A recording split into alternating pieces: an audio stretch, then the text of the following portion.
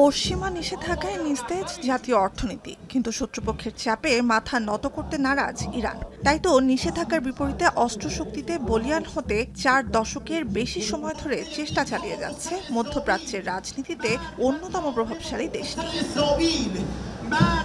এরই ধারাবাহিকতায় শনিবার নিজস্ব উদ্ভাবিত সবশেষ অস্ত্র হিসেবে দূরপাল্লার ব্যালিস্টিক মিসাইল ও কামিকাজি ড্রোন প্রকাশ্যে আনে ইরান। দেশটির আধা রাষ্ট্রীয় ফার্স বার্তা সংস্থা জানায়, ইরাকের সঙ্গে 8 বছরব্যাপী যুদ্ধের বর্ষপূর্তি উদযাপনে আয়োজিত সামরিক কুচকাওয়াজে নিজেদের নতুন অস্ত্রভান্ডার প্রদর্শন করে ইরানের সশস্ত্র বাহিনী। امروز ما میتوانیم به دنیا با قدرت اعلام بکنیم که قادریم علاوه بر این که از کشور خود دفاع کنیم با وحدت و انسجام با کشورهای اسلامی و با دست دادن و همراهی کردن با این عزیزان منطقه خود را در صلح و امنیت و آرامش نگه داریم।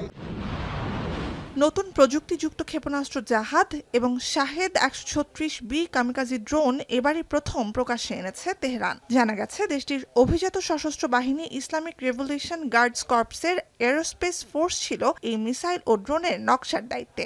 1000 কিলোমিটার দূরের লক্ষ্যবস্তুতে আঘাত হানতে সক্ষম জাহাজ এবং টার্বোজেট ইঞ্জিন চালিত মানববিহীন শাহেদ ড্রোন 2500 কিলোমিটার দূর পর্যন্ত লক্ষ্যে আঘাত হানতে সক্ষম।